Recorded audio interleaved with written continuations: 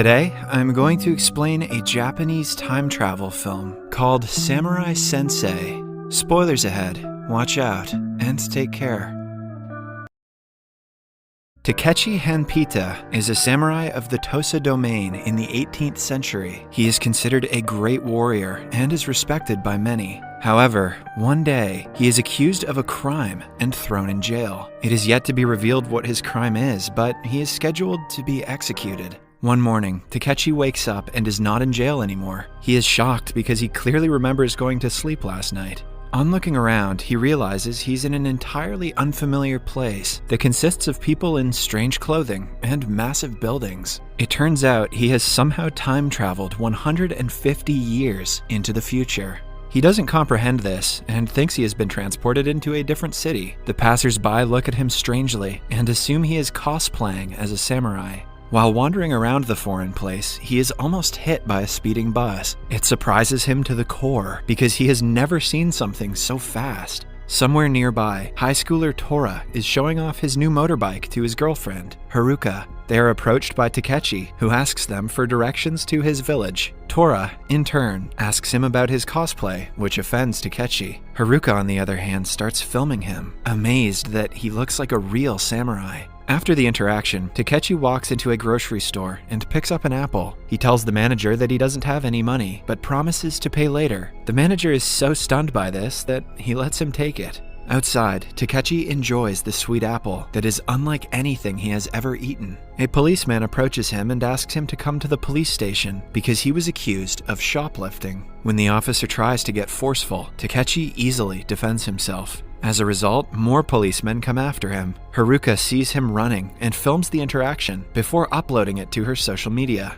Meanwhile, Takeshi falls unconscious in front of a house that belongs to a private preschool teacher named Saiki. When he opens his eyes again, Saiki informs him that he has been unconscious for 2 days. The police came looking for him, but the teacher sent them away, since stealing an apple is not a big crime. Takeshi shows his thankfulness by doing a complete bow. He also introduces himself as Samurai Takeshi Hanpita. Saiki remembers him from history textbooks, but assumes it is only a coincidence. Takeshi shaves his beard with a razor for the first time and is baffled by it. Similarly, many small things in the new world surprise him, but he still doesn't question if he is in the same timeline. But then, on being asked his birth date, Takeshi reveals he was born in the 18th century. This confirms Saiki's suspicion, and he tells Takeshi what the current date is. Both of them are shocked, but do not know what should be done next. In the following scene, we see Takeshi cleaning the house to help Saiki. He is amazed by the washing machine and its efficiency. It turns out Tora is Saiki's grandson and lives in the same house. Thus, Takeshi and Tora also have to live together, which Tora is not happy about. Tora and Haruka meet at a restaurant and find out the video of Takeshi has millions of views. Haruka likes the samurai, which makes Tora hate him even more out of spite. They are also familiar with Takeshi of the 18th century, but they do not believe the person they are with is the real Takeshi. Meanwhile, Saiki and Takeshi buy an apology gift for the convenience store manager in turn for the apple he took. Then, they go to a restaurant where Takeshi enjoys delicious food, which is unlike anything he has ever tasted. When asked what he wants to do in life, he says he will eventually find a way to go back in time. Till then, Saiki requests him to be a teacher in his preschool. The next day, he is introduced to the preschoolers, who are excited that they get to meet a real samurai. As days pass by, they teach him how to use a smartphone, take him to the store, teach him indoor fishing, invite him to their basketball game, and so on. Meanwhile, Takeshi teaches them the importance of sticking together in times of need, and other lessons he learned throughout his life. Let's be honest, these kids have iPads. Takeshi probably doesn't have much to bring to the table. He eventually becomes so famous that the children's mothers start flirting with him. They bring him cupcakes and sweets, trying to impress him. But Takeshi is watching his figure and has a wife back in the 1800s who he is loyal to.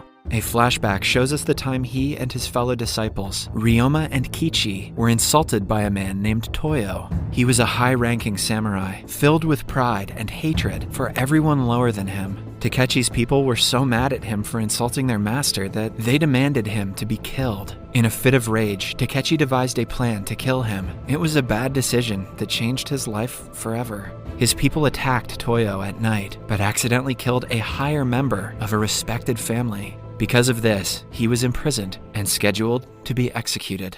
Back in the present, Takechi finds Tora skipping school after lying to his grandfather. He tells the kid to get his act together, but Tora in turn calls him a burden and orders him to go away. He even tries to fight the samurai, but is shut down quickly. As Takechi lectures him, he gets a call from his master and runs to meet him.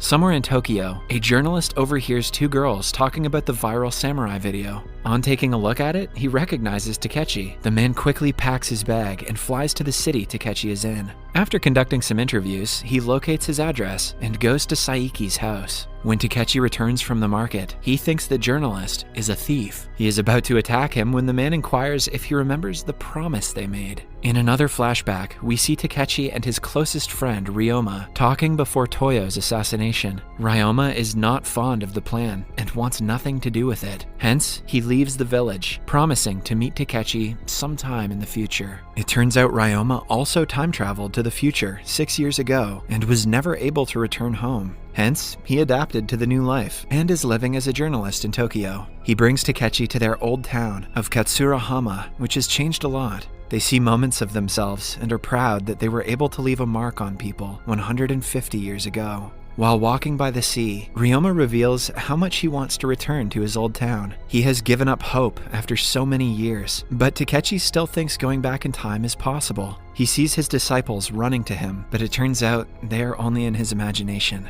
After that, the duo goes to a restaurant and talks over food. Since Ryoma has lived in the future longer than Takechi, he has been able to research how their lives ended in the 1800s. He discloses that Takechi committed the unthinkable because of the guilt of killing an innocent man, and Ryoma was assassinated 6 years later in a different town. They even go to their graves and confirm the stories. Takechi is still paranoid about the future of their town and its people, but Ryoma tells him it doesn't matter anymore. They are 150 years in the future, and people now live in peace and harmony, so they shouldn't think about the past too much. When asked about his wife, Tomi, Takechi finds out she lived for 8 more years and died of natural causes. He doesn't like to talk about her, solely because he misses her very much. Suddenly, he notices Tora being dragged by a bunch of men. He is being bullied for money by the neighborhood thugs. When Tora insists that he doesn't have any, he is beaten and insulted. Just then, Takechi and Ryoma arrive and ask the leader of the gang to let Tora go. Initially, the gang makes fun of Takechi for wearing traditional clothing, but become furious when he refuses to back down. There are 15 of them against the 2, but Takechi asks Ryoma to stay out of the fight. He uses a metal pipe to fight them and defeats them all in no time. In the end, only the leader is left, who runs away, screaming. In the following scene, Ryoma is at the airport, returning to Tokyo. He has started a new life there and is content with the way he is living. Ryoma wants Takechi to join him, but he prefers staying with Saiki and the children. Takechi used to make origami with his wife frequently when they were together. Life was boring before the internet. He teaches the kids to do the same in her memory. After finding out she lived half of her life in his memory, he has been missing her a lot lately. 3 kids want to go to the hills to collect unique characters in a mobile game. They ask Takechi to join them, but he declines because he wants to visit his wife's grave instead. The kids should go with him. Maybe they can catch a Cubone. When he is not around, the kids plan to go to the hills alone at night. Later, Tora approaches Takechi and thanks him for helping last night. He offers to do anything to return the favor. The two then drive to Tomi's grave and pray in front of it. Tora didn't believe that he is the real Takechi until he saw him fight yesterday. He is still skeptical, but he tries to reason with the fact.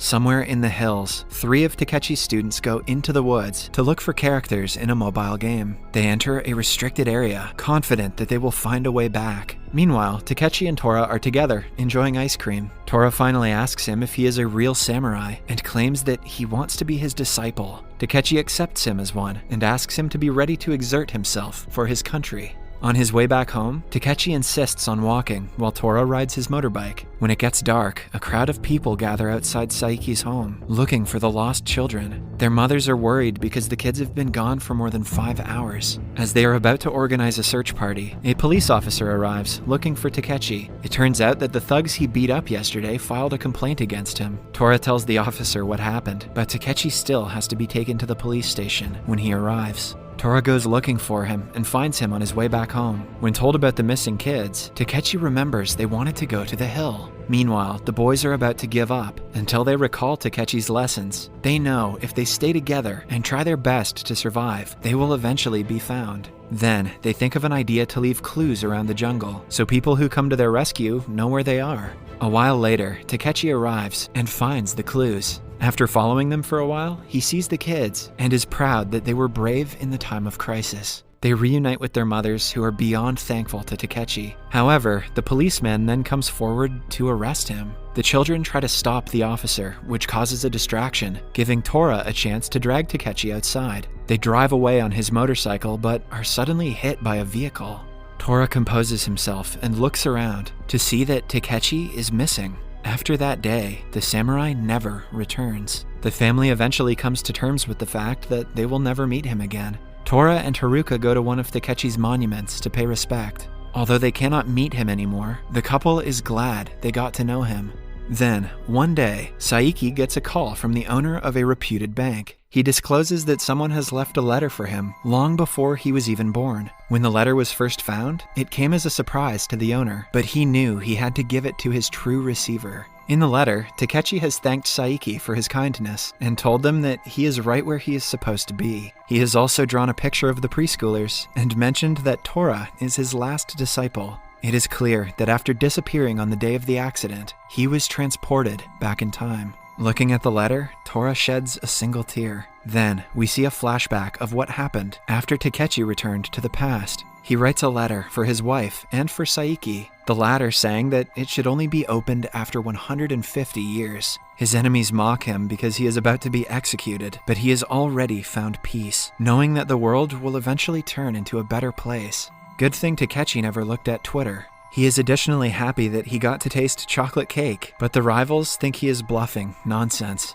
In the end, he is made to commit the unthinkable, so people remember him as a coward. However, Takechi does it happily, knowing that it won't be the case.